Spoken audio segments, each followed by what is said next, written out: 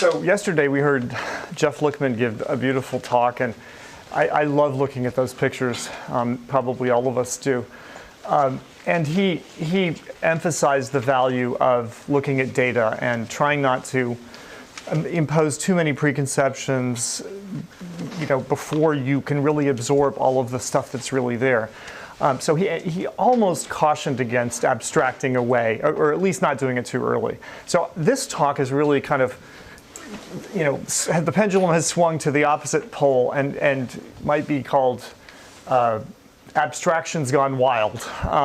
We're going to try to come at this the way an engineer, computer scientist would come at the problem. This is one of the problems that's fascinated me for many years. These are neurons, different ones from different areas. This is a neuron, a motor neuron from the spinal cord. This is a pyramidal neuron, the kind that Jeff Lichtman showed a lot of data from, those very detailed dendrite pictures. This is a Purkinje cell in the cerebellum, and so on. And if you're like me, and I think many of you probably have a similar kind of spirit of coming from an engineering or computer science background, first thing you ask yourself when you look at a picture like this is, well, what does this neuron do? And what is how would you describe it if you had to build it, or if it's sitting inside a circuit and you need to know how it's working? What is that function of that thing, and why are there different shapes and sizes and morphologies? Does that mean that they have different functions? This came up yesterday. Do we have a few, or do we have 1,000 or 10,000 different types of neurons where each time we look at a neuron, we're starting over from scratch and trying to figure out what it is? Or is there just a few?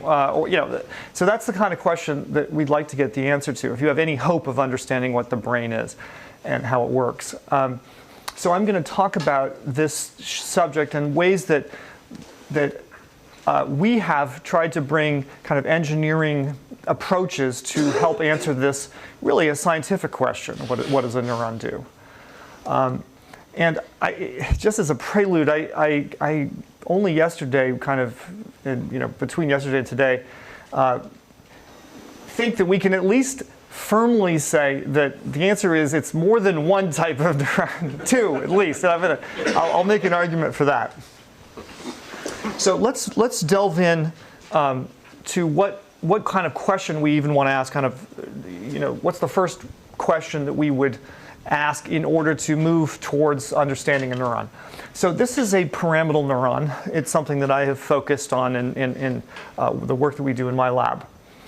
Here's the cell body. It's a pyramid-shaped thing. These are called basal dendrites. These branches that maybe go a couple hundred microns. So a millimeter would be like, this could be 2 millimeters, something like that. So these green things are the dendrites, basal dendrites. This is called the apical dendrite. This fat thing is the apical trunk. This is called the apical tuft. It reaches up to the top of the cortex. So this is almost the entire thickness of a cortex. This is sitting in layer 5. And this red thing is the axon, or just the local bit of this axon, which kind of branches around, and each of these little dots is representing a synaptic contact with another pyramidal neuron. Well, with another neuron. We don't know what type of neuron it is. You can't see that here. That's the kind of thing the connectome would tell us. Of course, this axon would have more contacts farther away that were just not captured in filling this particular cell. And so if I zoom in on a dendrite here, you can see these spines. This is a picture from Kristen Harris, an EM reconstruction done many years ago. The branches are covered with these spiny protuberances. These are the places where excitatory contacts land. Here's a zoom of that. And if I were to modernize this picture, I would put that in there maybe. You recognize that. There's really great videos. This is biology.org or something like that, where he talks about this and has lots of nice pictures like we saw yesterday. So there's a lot of detail in here, but basically the excitatory contacts to pyramidal neurons land on spines, on these branches, and a cell of this size might have 10,000 or 20,000 contacts, excitatory contacts. Marie, if I say anything wrong, you correct me. And of course, the axon will make tens of thousands of contacts on its targets. Some of these inputs to the cell would be not excitatory, they would be inhibitory. They do not typically land on the spines like Jeff was showing, all these little red spines sticking out from the branches, but they would land on the shafts of the dendrites and tends to be a concentration of inhibitory synapses near the cell body, and I'm not going to talk much about that, but there's not a symmetry between excitation and inhibition like there is in an artificial neural network where a weight could be positive or negative. It's different neurons, and they target the primary cells in the brain in very different ways, excitation and inhibition. That's something actually worth keeping in mind as you think about abstracting neurons and relating them to artificial neuromorphic architectures and so on. So then what is the problem? Well, the problem is that this neuron is being activated. It can expect in its daily operations to have, well, we don't know. It could be dozens, it could be hundreds of contacts, these excitatory contacts, being activated simultaneously, and each of them would be being driven by action potential. Well, action potentials are coming down other guys' axons. They land, they release neurotransmitter on these spines, but typically not just single time, but you can have bursts or trains of action potentials that are coming in over time to particular spines on this neuron, delivering excitation. These are currents that are injected into the cell, which are excitatory, which push the membrane potential of the cells towards, up from rest, towards in the direction which will promote firing of the neuron. So those inputs are coming across the neuron in space and time across the dendritic tree. And then, of course, at the same time, there's going to be inhibitory contacts that are being activated both in the dendrites but also near the cell body on the axon and so on that somehow push the cell away. Well, probably, in most cases, push the cell away from a tendency to fire. And there's some kind of arithmetic that allows this neuron, or that this neuron uses, to combine all of these inputs to eventually turn it into a train of action potentials. That's the output of the neuron, and that's the one output of the neuron. So that's all anybody else gets to see is this, and we typically abstract this as a rate. Now, that's not valid by any means in all cases, but it is typically abstracted as a rate. So there's a number of action potentials per second that's being produced by this cell. I know that I'm sure there are people squirming in their seat and saying that's not inadequate, but that's what I'm going to assume just for the conversation right now. So what is the rule that you use if you wanted to predict what this neuron would do?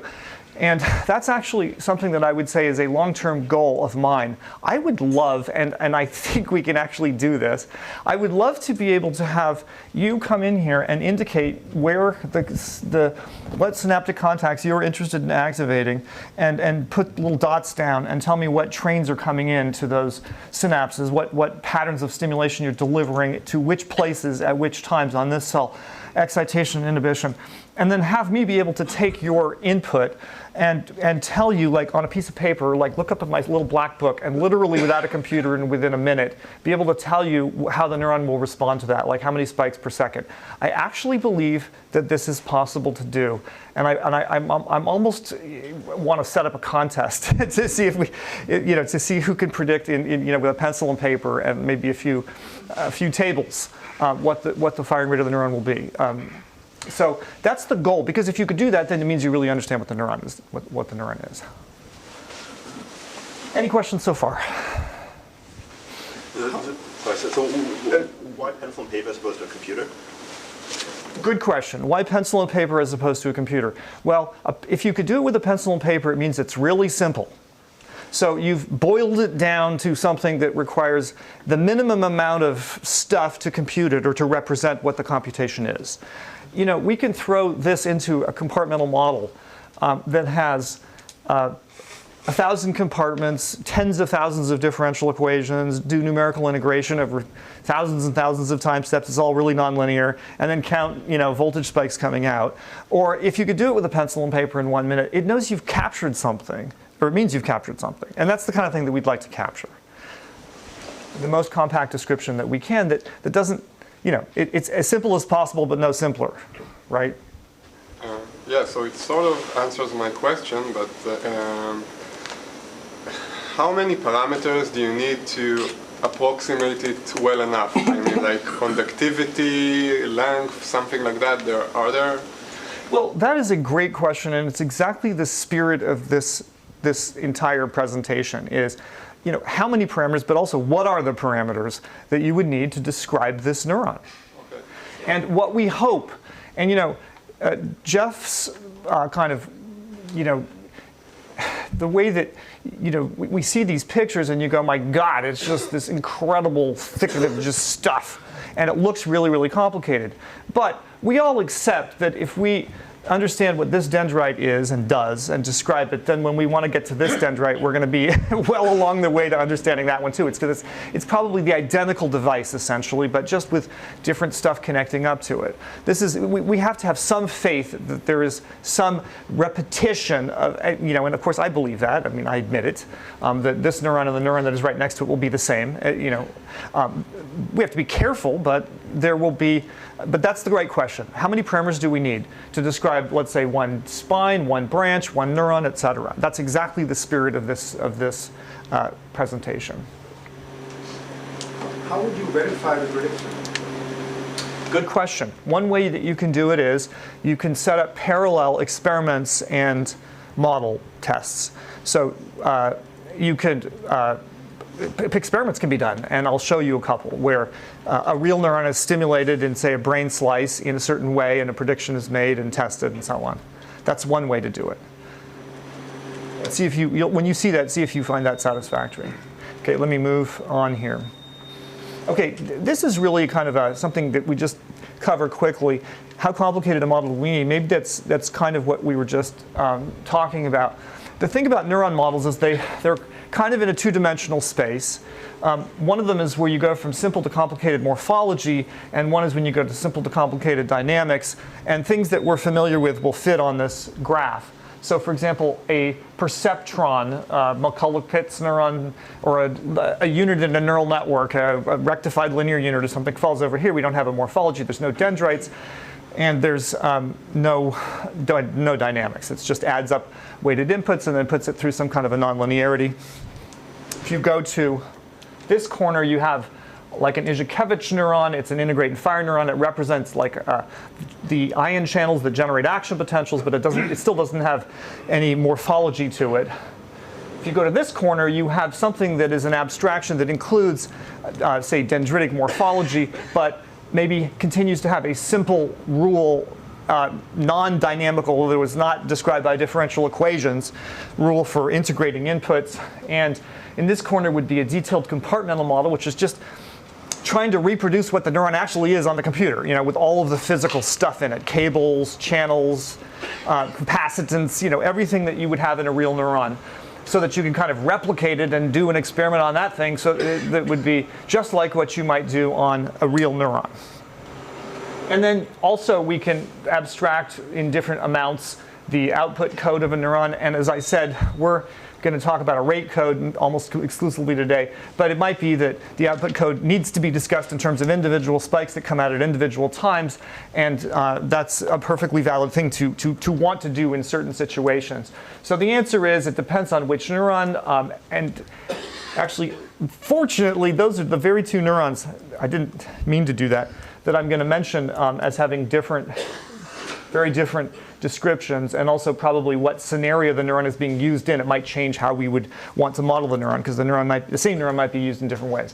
So I'm going to be focusing on this kind of part of the space where we have morphologically faithful representations of the neuron, but with simplified dynamics and also simplifying rate code, simplifying the output, describe it as a rate code. Okay, now so most of history in neuroscience, the point neuron has been the model of choice, or I should say the default way of thinking about a neuron.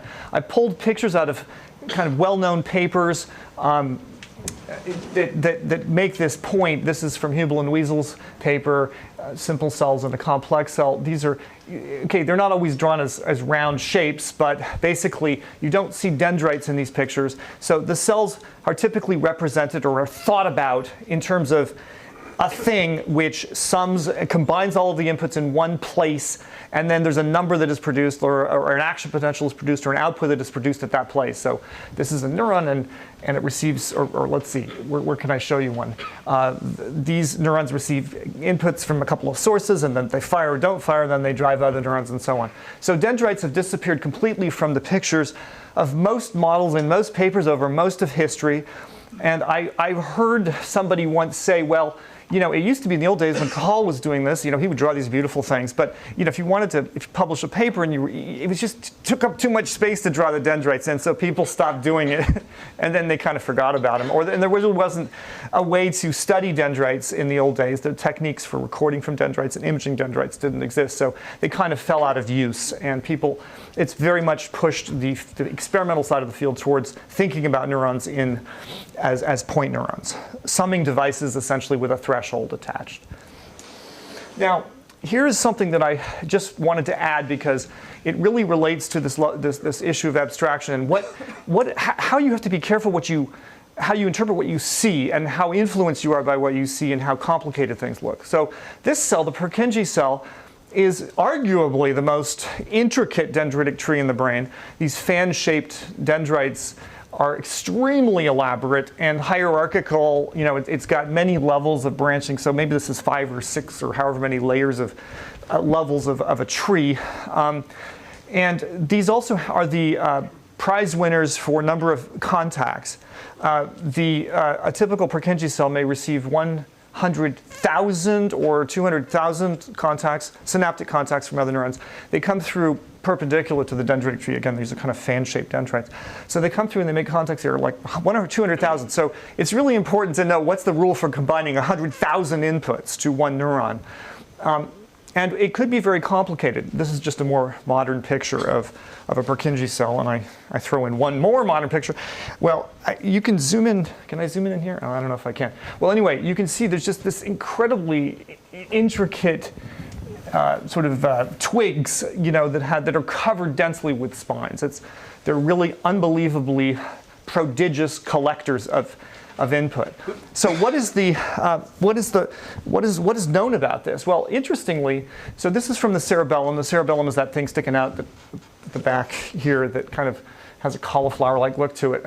This is the cerebellar cortex, all kind of crumpled up. And if you look at one of these crumples, here's where the Purkinje cells are. They kind of have their own separate spaces, and the inputs are coming in perpendicular, as I showed. That's these red wires. So the way this works is that the inputs to the kind of the informational inputs come in to this layer of extremely dense granule cells, which apparently act like little feature detectors, little conjunctions of a few 4 to 7 inputs.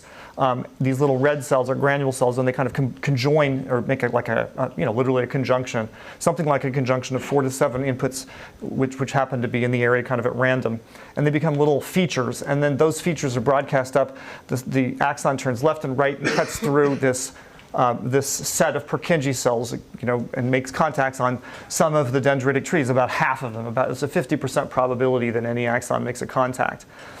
And so, we were talking about, is the brain this complicated? Is this brain incomprehensible? Is it, even if is it 1,000 times simpler, it would still be incomprehensible? Well, this picture was such a draw to kind of an engineering psyche. Back in the 1970s already, David Marr and James Albus separately said, okay, we must be able to understand this. It's just this it's even rectangular. I mean, where in biology do you find things that are rectangular?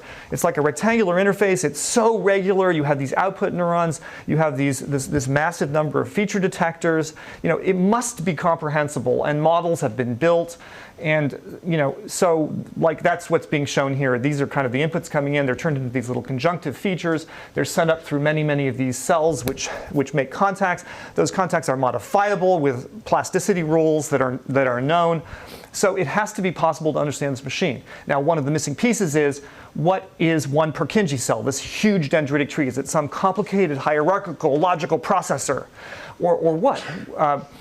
Actually, let me ask you, when you look at those pictures, do you feel that neuron is probably a more complicated processing device than some of the other neurons? Does that make you feel that, or do you not even, No? Okay, well, good. It's like an antenna. Oh, okay. Actually, that's interesting because the simplest way to look at a big dendritic tree is like what a tree is. Or a root system or a vasculature system. It's something that delivers something or receives something from something, like a volume.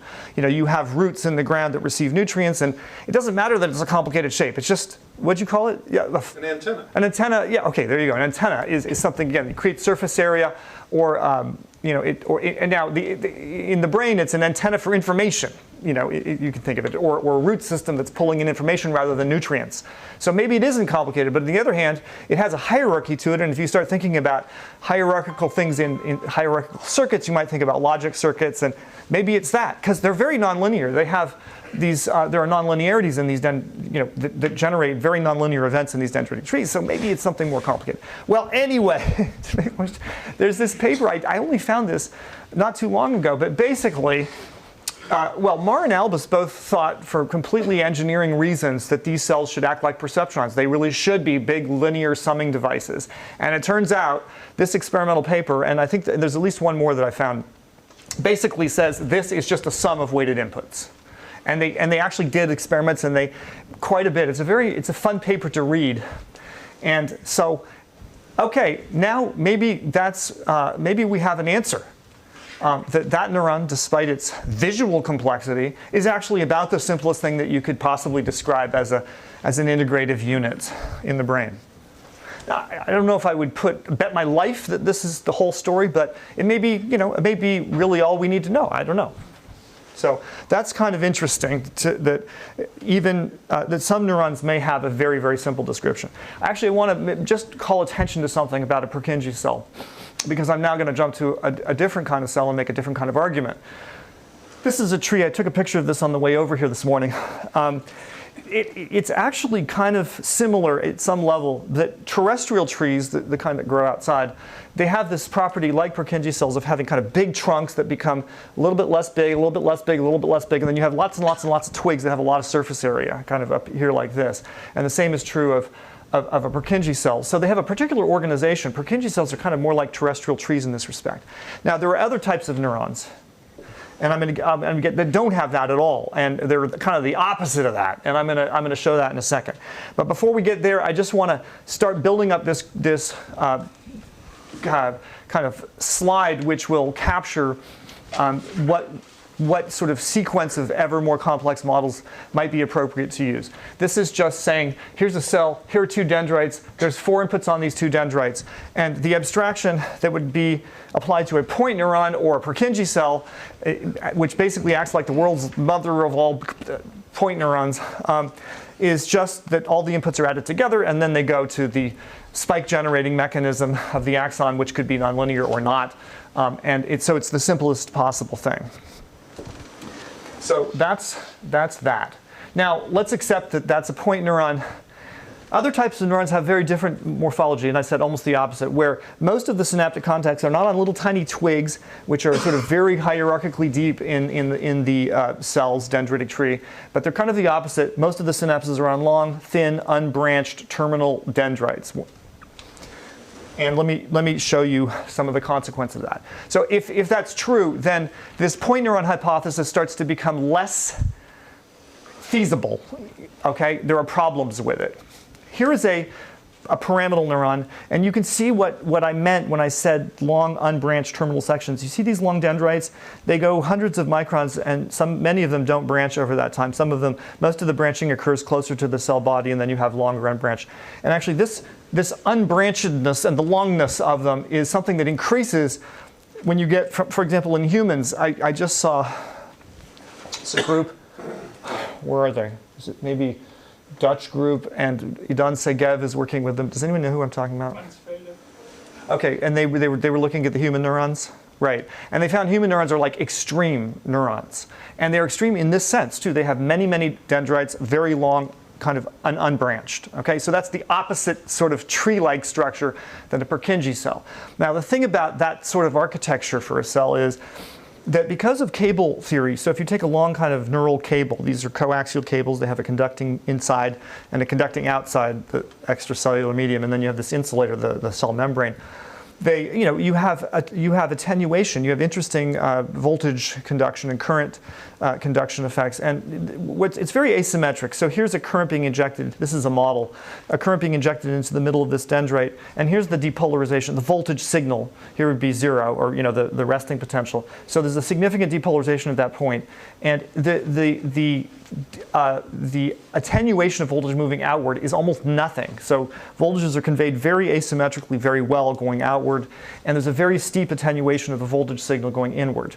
So what this means is that voltage signals out on the dendrites are largely made tiny by the time you get to the cell body, so that voltage signal in one dendrite is not felt very much in another dendrite. So there's voltage privacy provided by this architecture of having a big lump, a low resistance lump in the middle, which is difficult to depolarize because it takes a lot of current, and having thin dendrites emanating from them where voltage signals are easy to produce but are then suppressed as they approach the cell body. This does not mean that an input a good distance out in a dendrite cannot have an effect on the cell body. In fact, its effect on the cell body, despite this attenuation, is quite mildly sensitive to location on here, and that's just because as you move further out, yes, there's more and more attenuation, but the signal that is generated locally is actually larger to begin with, so they kind of cancel out, and you have a relatively small attenuation of current flowing towards the cell body, but you have good voltage privacy. That's yes. So this attenuation comes from the fact that the current is flowing away through the soma, so that you have sort of a linear ramp of voltage basically, while it's isolated at the other end. Well, the best way to understand this asymmetry is to draw a circuit. So draw a cable, like the simplest thing you could imagine. This is sort of a cable with no capacitors in it, but it's an RC circuit, but I took the C's out. And let's say here's the place that I injected a current in the middle, and here's the soma right here, and here's the tip of the dendrite right here. So I have axial resistance, and then I have membrane resistance, and this is a compartmentalized representation of the cable. Okay, this is what's inside compartmental models. So the soma has a lot of membrane, so there's a lot of parallel membrane conductance, and if you took that to an extreme, you'd say it's an infinite amount of conductance, which basically means this becomes a wire. And then if the tip, there's no place for the current to go, so you can kind of abstract that as this. And if you do that and you were to inject a current here, then you get a graph that looks like this.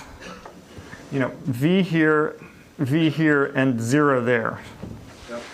So that's kind of like a cable reducto ad, I don't want to say absurdum, but ad perfectum. Or minimalistic, whatever. My Latin isn't as good as it should be. Okay, that's kind of that picture, except for backwards. I should have fixed that.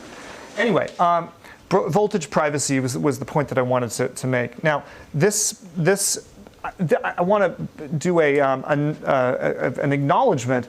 Christoph Koch, back in 1983, made this point, and this was one of the early computer modeling studies of neurons. There were some in the 70s. Even Rawl, I think in the 60s was running. Yeah, it was 60s and 70s. There was a couple things going on, very exotic. Christoph Koch and Poggio and Torre, they had this study, and they basically quantified the degree to which you could expect to get voltage privacy within a dendritic tree, and they kind of made up some criteria. So, okay, if I'm in this little area of the dendritic tree, and I generate a signal, then I want to identify all those places where the voltage that reaches it is not attenuated by more than a factor of 2 or x or whatever it is, and they would find groups of inputs or places that fulfilled that criterion of good communication. And then the other criterion was that these so-called subunits would have to have bad communication to another subunit. And so by kind of just measuring the communication back and forth between every 2 points in a dendritic tree, they showed that you could think of a dendritic tree as providing a kind of a set of many quite well-isolated voltage subunits, and that's what they called them. They called them dendritic subunits. And that was, this is back in 1983. So that's the first thing, that it doesn't look like a point neuron because it looks like it's not a neuron that has one voltage that then triggers action potentials. It's one that has many voltages that are different from each other. And little computations might go on there. That's actually part of what these guys said was, okay, well, these are computational subunits, and they're going to do operations and logic things. And this is going to be a logic network. And Christoph Koch particularly liked the and not operation, where excitation would come in and inhibition would come in and veto it. And that's a nonlinear operation. And that would happen all over the dendritic tree, he proposed. And so anyway, it was sort of the beginning of thinking about a neuron as a multi-compartmental, a multi-subunit computer. Okay, so that's point number one. And actually, this is a piece of data. This is an experiment. Recording at the cell body is the blue trace, and recording at the dendrite is red. So then stimulation of synapses is done by releasing sucrose, which causes synaptic release and synaptic activity. And so you're going to see synaptic activity on the dendrite. The red guy is really close to it, so he's going to see more like the dendritic potential, which is going to be swinging up and down bigger. Here you can see, and then this one's going to see the somatic potential, which is very attenuated, as we just saw in that previous slide. And then they just looked at the ratio. How big is the swing here versus how big is the swing here every time that there's a release event, and this is the ratio. So if you get 150 microns out, then the responses are 40 times larger than they are felt at the cell body. So and this is sort of showing that attenuation curve, but it's a real experiment. So the real neuron really does obey cable theory, which is reassuring. In fact, I have not ever seen an example where a real neuron does not obey cable theory. They're really good little cables, and they're really good little RC circuits. And boy, Hodgkin and Huxley nailed it with their model. I mean, it's amazing. Yeah. NMDA spikes and calcium spikes speak against this hypothesis? Well, okay, that's my next point. Okay.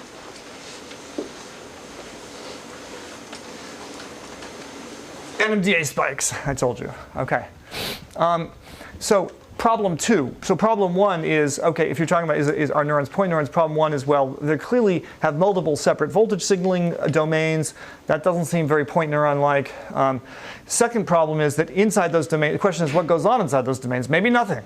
Maybe they could have voltage privacy, but they don't use it. But it turns out that dendrites of at least some kinds of neurons, and pyramidal neurons are among those types of neurons, have local spikes that get generated inside those voltage private places. So here's a cell body. This is a dendrite sticking out. Here's one of these long unbranched dendrites. It's filled with a calcium indicator that kind of glows. And then what's being done here is that a UV laser is shot down at this slice.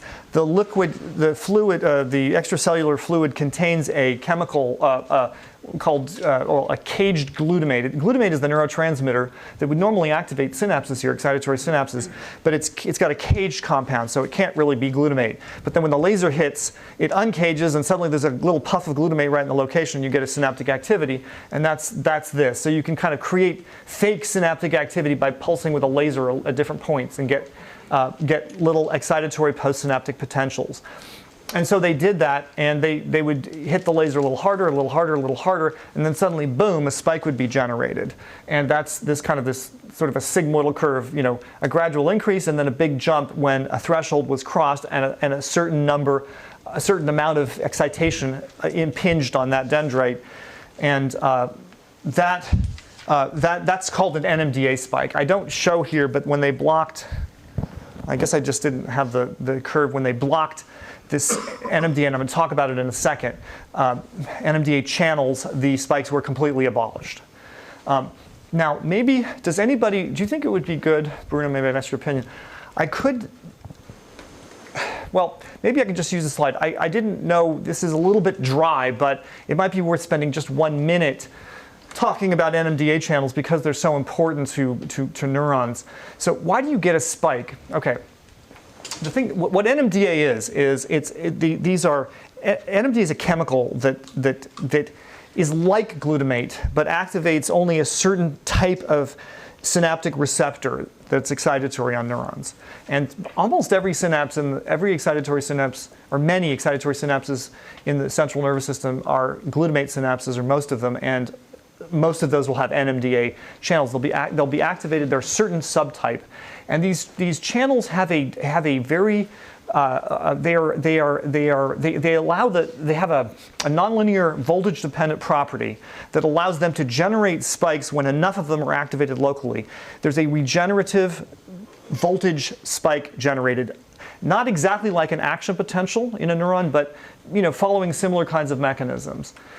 I actually think it might not be worth going over this, but if we can accept that neurons generate action potentials, and we obviously can accept that, just maybe for the purposes of not delving too much into detail, but I'd be happy to talk about this later, is that if you activate a sufficient number of these glutamatergic synapses on a dendrite, the dynamics of the branch change in such a way that there is this new stable fixed point of voltage that will be produced by that local piece of dendrite, and whereas a small input will not generate a spike, a large input will, and then of course it saturates in height.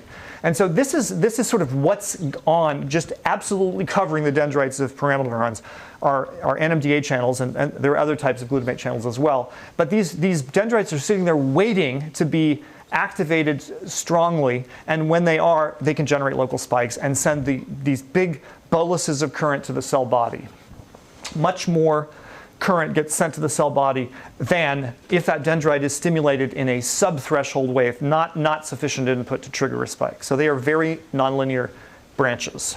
Isn't this just a case of depolarization unblocking the magnesium block of the channel? And the reason I say this is that we often think of spikes as self-regenerating. This is not a self-regenerating spike. It's just a big EPSP because you've unblocked the channels. No, it is definitely regenerative. So what happens here? Okay, I'll just take a second here.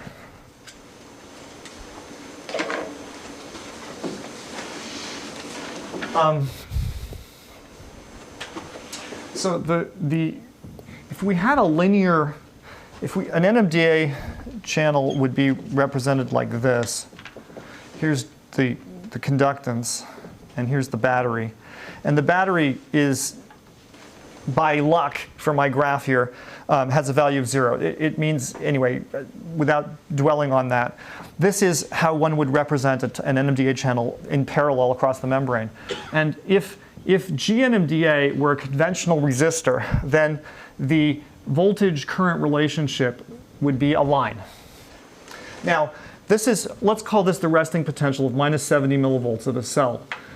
If you had activated this channel, if it became a non-zero conductance, and the membrane potential, which is this axis, were minus 70 at rest, then because this is 0 and this is minus 70, which is more negative, you would have inward current flowing, and you would have a lot of it, like this. Now, the thing is about this channel is that as the membrane potential becomes more negative, this channel becomes blocked, and so its IV curve takes a turn and heads back towards 0, like that. So exactly 0 here. So in these negative potentials, rather than acting like a resistor, it just gets clogged up by magnesium. And it creates this weird place here where, unlike Ohm's law, which says the more voltage you apply across a resistor, the more current flows through, this is the less voltage you apply across the resistor, because you're moving towards 0 on the v-axis, the more current will flow. So it's becoming like a negative resistance. And that's or a positive feedback. It's a little bit like, taking the gas pedal out of your car and putting it on the front bumper and then stepping on it, which I don't recommend. Because the car will move towards you and push the anyway, so that's kind of, and what happens here is that, anyway, this diagram will take 5 minutes to walk through. Basically, as the NMDA conductance increases, basically it's a scaling of that IV curve. And when finally it gets to a high enough conductance that it scrapes just below the thing that's opposing it, which is the leak, then suddenly the fixed point jumps suddenly from a low place, a low voltage, to a high voltage. And that is this regenerative mechanism that generates a spike. It doesn't regenerate in the way an action potential does. It doesn't go down the No, it's not non-decrementally propagating. Okay, that's a very good point. Let me go back to, I'll go to my next picture, but what you were referring to, and this is a very good point, actually. I'm very glad you brought this up. this is a spiking mechanism which, when synapses are activated near enough to each other and enough of them, a local voltage spike will result. However, the conditions for generating that spike do not exist at other places along that branch where synapses are not being activated. So unlike an action potential, if you start an action potential right here in your big toe, it'll just, goes right up to your brain. Each section of the axon keeps triggering the next section. So the conditions do exist for each section along an axon to generate an action potential, but on a dendritic tree, it's only where synapses are being activated, potentially sparsely, that you have the condition for generating a spike. So it does not actively propagate. The voltage signal will passively propagate, but not actively propagate. It doesn't go undecremented down the cable. So this is again, it's something that encourages privacy. It says there'll be a spike locally, and that'll be some local threshold crossing, which is a kind of a computational operation. But what flows to the cell body it does not encourage spike generation in other dendrites. Yes. Spikes also travel up the dendrite? Yes, they do. The voltages travel really well outward, as I showed on a previous slide. So, yes. Well, by the way, I didn't even say what this was. This is just another experiment in another group, Jeff McGee's group, where they very accurately activated different spines with glutamate by uncaging, and they would kind of activate 2 of them, 4 of them, 6 of them, 8, 10, 12, and then suddenly there would be a spike generated, as shown here. So this is a hippocampal pyramidal neuron. The other one was a neocortical pyramidal neuron. And dendritic spikes have been recorded in vivo. These are recordings in visual cortex. A rat was being, I think it was a rat or was it a mouse? I think maybe it was a mouse, was being stimulated visually with bars in front of its eyes. And they were recording from, this is Spencer Smith in Michael Heuser's lab. They were recording from dendrites of these cells and generating these spike-like responses, these big fat, what look like NMDA spikes with little sodium spikes on top of them in the dendrites, things they never saw at the cell body. These spikes so they were clearly dendritic specialized spiking going on in vivo as part of the response of a neuron to a sensory stimulus. And here's a picture of spikes being generated in the hippocampus in vivo. This is an awake animal running down a virtual track. And these are calcium recordings from little bits of dendrites. This is from Dan Dombek's lab. And here you can show 4 recordings and 4 dendrites simultaneously. And there would be occasions, and this is the cell body, there are occasions where the cell body generates a response and none of the dendrites do. There's occasions where here's a dendrite that generates a response and there's nothing significant at the cell body. And sometimes they all go together. So there's an independence of dendritic spiking from somatic spiking. Okay, to support the idea that a cell is a multi-compartmental, nonlinear thing. Yes? Is this pointing towards a need in some neurons for independent, nonlinear input activations? Is it pointing to a need for nonlinear input activations? Well, this is really more a statement of what device the inputs see when they land. If you put a sufficient, if you turn up stimulation to one subunit, you get a modest output until finally you get a threshold crossing, and then you get a large output. So I guess I would just call it a little sigmoidal neural network unit almost. That's what we're talking about so far. And then the inputs can use that as they see fit. The brain builds circuits and so on. I also point out, and this was something that kind of surprised me, that even inhibitory interneurons, this is dendrites of inhibitory interneurons, they were activated in a clustered way, which is a good way to generate a strong stimulus, versus distributed, and found that when you clustered the inputs, you had a much larger response than the, hold on, I think this is APV. I'm not sure. Maybe it's just clustered versus distributed.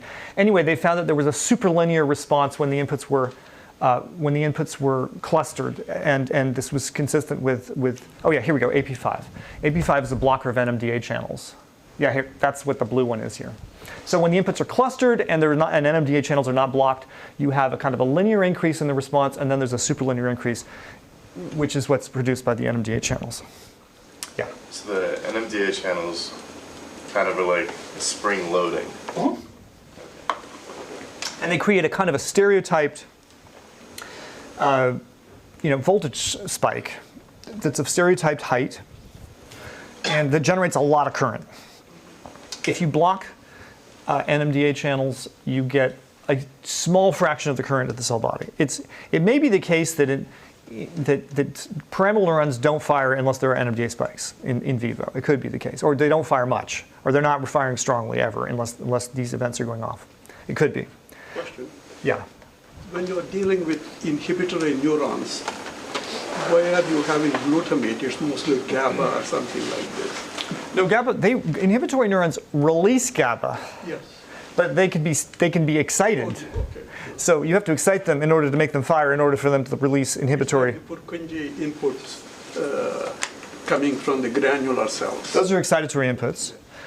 Although Purkinje cells don't have NMDA channels. So that sort of fits with what we're saying, because we said the Purkinje cell is a big perceptron, and it's not supposed to be taking little bits of this dendrite and making little local subunit nonlinear threshold and computation. It's supposed to be just doing a big grand sum of everything. And so you don't want NMDA channels, and they don't have them. I'm sure if they did have them, I would have been able to come up with a story why they should have them. But are there other neurons that don't have NMDA channels? Was that kind of well known or characterized? Well, let's see. So I think it's very unusual to not have them if you have glutamatergic synapses. For example, in the striatum, the medium spiny neurons, they have NMDA channels, and they have NMDA. I think I'm just blanking. I think I just saw. Oh God, I apologize to whoever just showed me this, but I think that they generate NMDA spikes too, or NMDA nonlinearities. They have that. This is another. But so to answer your question, I think it's unusual to not have it. So a Purkinje cell may be an outlier in being a big linear neuron. It's an outlier in multiple respects. It's like. So anyway.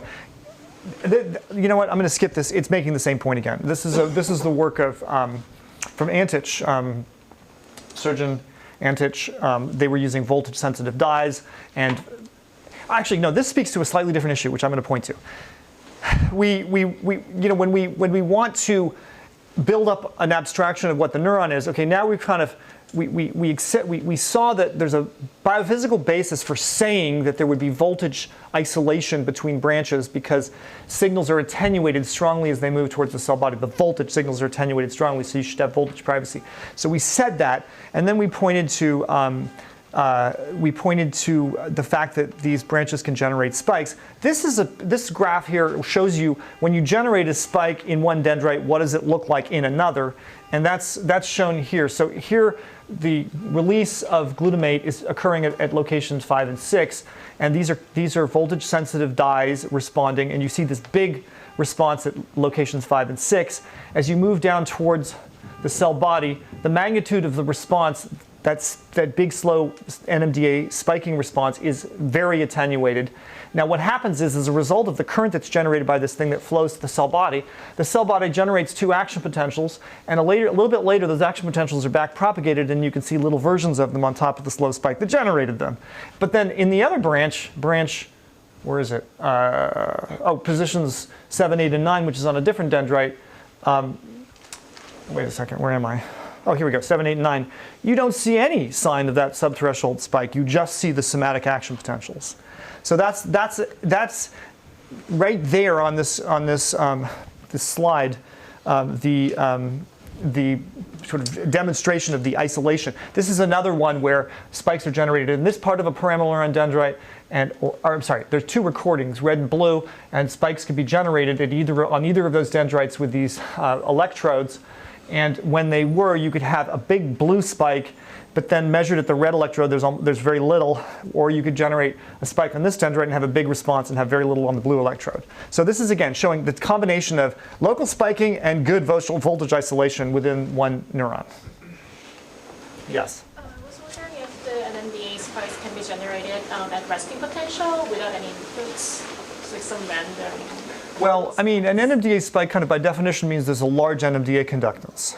Now, why could that be? Well, without any inputs, well, it's sort of a little bit of an oxymoron, because that is an input. I mean, glutamate has to be bound. Now, could you have spontaneous release, or like background activity? When you say no input, you might mean like no nothing interesting, but somehow a bunch of axons happen to fire at the same moment and a spike is generated. Yes, that can happen. And in experiments, people will, in slices, sometimes report that they just see a spike happen and they didn't do anything. It didn't mean that something didn't happen, but they didn't mean to do it. Okay, so that's that. Now, here's the sort of the summary of this.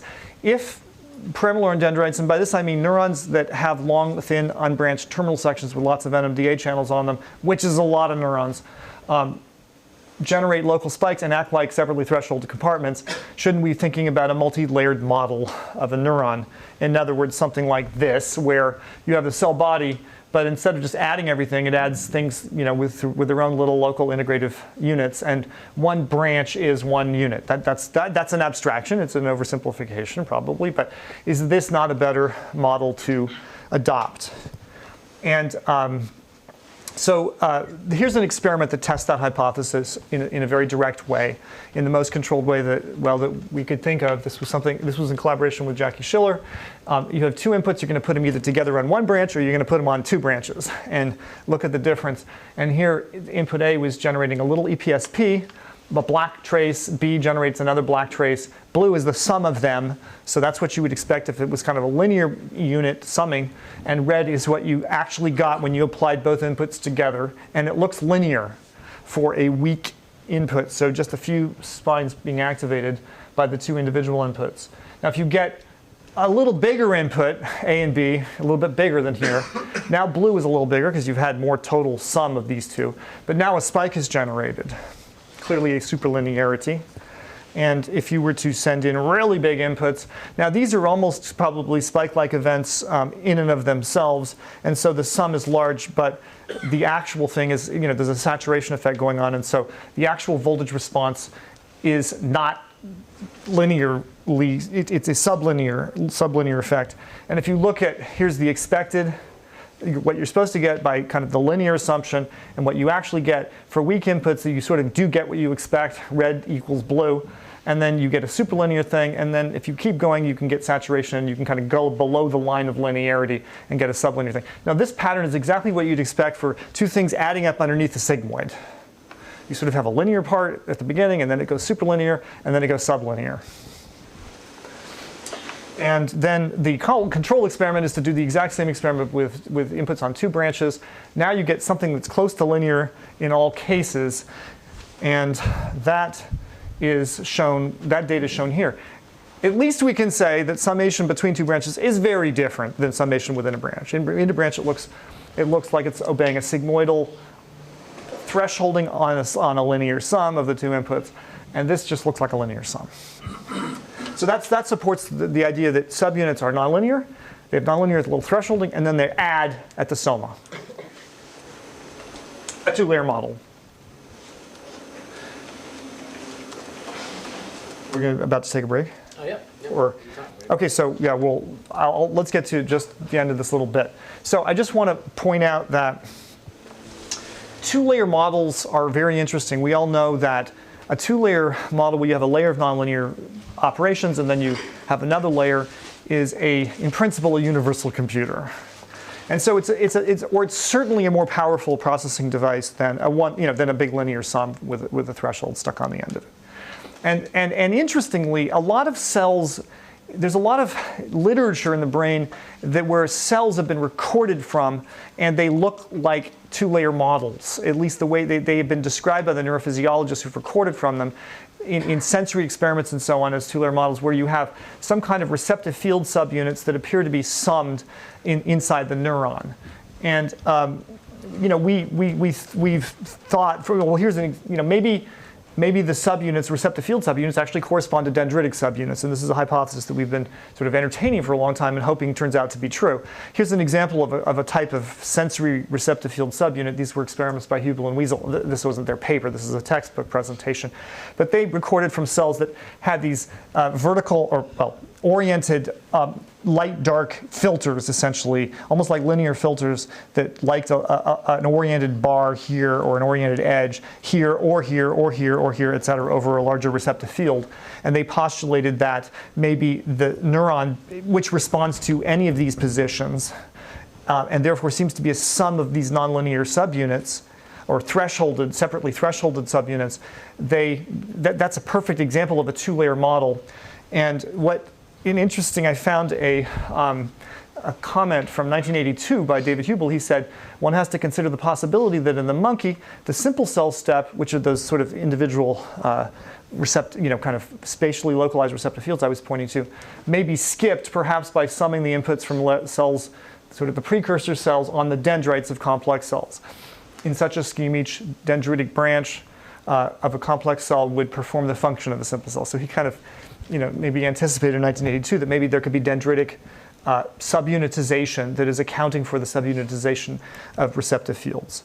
Okay, so I'm going to go back to this thing, and we'll have a break here. But here's where we got. We got from here the point neuron, but for major classes of neurons, pyramidal neurons are 80% of the neurons in your cerebral cortex, and your cerebral cortex is like 90% of the mass of your brain. So it's a big category, including all of its connections. So this is the two-layer model basically says, no, it's not like that, it's like this. You have individual dendritic branches, you have a bunch of them. They are little summing units, kind of like an old point neuron, but now the point neurons are the dendrites, and the dendrites feed into the cell body where the results are added, potentially with weights, who knows, and then that goes to the axon to produce the output of the neuron. So it's something kind of isomorphic to a neuron in a neural network, or a two-layer neural network, essentially, but within one neuron. And I'm just going to leave a little note here that's going to explain why we're going to find that this is also not right. And it's wrong in an interesting way. And there's going to be an elaboration which does a better job of capturing, which is even more interesting. And that's where, when we come back, we can pick up there. Any questions before we break? Yeah? So is it possible for a dendritic spike to inhibit spiking and so on? Meaning that, like, some of these weights in this from stress. Would these be negative weights? Negative, is that a possibility or not? That is not likely. These weights, this is sort of, I'm putting this here kind of to make it look like a neural network, but really what it is it's a branch connected into the cell body. The currents that are generated by NMDA channels are excitatory currents. So that's not likely to be part of the abstraction of a pyramidal neuron, as far as I can tell. Now there can be indirect effects where currents that go into the cell body that depolarize it turn on channels that oppose that depolarization, like potassium channels. But you wouldn't still call that a negative weight. It doesn't push it downward. So I would say no. That's part of the asymmetry of neurons, with respect to excitation inhibition, that you don't have in a neural network. That this weight actually shouldn't be able to be negative. And most of the contacts are also positive, even onto the individual dendrites. There's an overwhelming majority of positive contacts in the brain. And positive contacts do not turn into negative contacts with the learning rule. Yes? I'm not understanding something. McCulloch and Piss pointed out that if you don't have negative inputs, you have a monotone circuit, and you can't do anything with that. Well, you can certainly do things. Okay, I'm not saying that there isn't inhibition in the brain, but for example, this device, if we only have excitatory weights, could function as a bunch of, these could function like AND gates because they're a sum with a threshold. And then this could be essentially a sum of a bunch, or these could be like products, and this is a sum of products. So we want an AND. Yeah, no, we can, well, if you believe that the right way to build up the function of the brain is many layers of NAND gates, which is in principle a universal computer, I agree, then you do want a NAND, but it's not clear that that's the right way to structure the computation. So let's... So how can you get an output when the inputs are... How can you get an output when when there's no input? When there's no input, right. And the soma has inhibition. Are you saying, how can you make a neuron respond when it has no input? Yes. Well, you can certainly have a resting firing rate. A what? A resting firing rate. And but then, according to this model, we just keep on having firing. There's no way to stop firing. So there are places in the brain, such as the cerebellum, where cells have a high resting rate, and they're resting, even though all the synapses are excitatory, from moment to moment, the total synaptic drive can fluctuate up and down, and so the rate can move both ways around a resting potential. So that's one way of getting something that's below expectation, is setting a high resting rate, and that is done in the cerebellum. That is not done in the cortex. So maybe the question that I'm trying to get is, which computation cannot be accomplished? But the question that we're trying to ask here is not, can I find a computation that's inconvenient for neurons? And the answer will be yes. But what we're really trying to do is we're trying to look at a neuron, figure out what it can do well, and then figure out how it is using that capability to solve the problems that it actually does solve. You know, there's lots of computations that will not be particularly well represented by a neuron. But, you know. So I just don't see how a person without inputs, you know, complete dark, no inputs, can wake up. Okay, so like I said, so that's interesting you said dark, because in the retina, in the dark, the cells are maximally activated. And there's a dark current, and that current is shut off by light. So the polarities of things can be switched and are switched. Oh, okay, you know what I think I'm getting at? So what I just said to you is that the brain is very happy to create opposite polarity channels that represent the opposite thing. For example, in the retina, we have on cells and we have off cells. An on cell responds to the increase in light, and an off cell responds to a decrease in light. And so opposite polarity channels can be created explicitly, and they are represented by positive firing rates, both. But they a positive firing rate can represent an increase, and a positive firing rate in a different cell can represent a decrease. So oftentimes brain splits variables into opponent channels, which represent the positive and the negative of some variable. Or you can have a high resting rate and it can go down and it can go up. So there's different tricks that the brain can play to represent, say, positive and negative quantities or up and down changes. But I think it's still true that this particular single cell multi-unit model cannot create positive output if you don't have.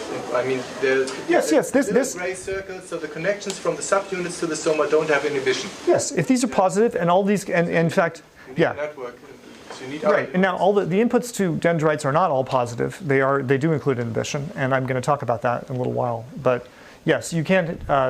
Yes, this is a computer which has certain powers and not others. Why don't we go break? Okay. Thank you.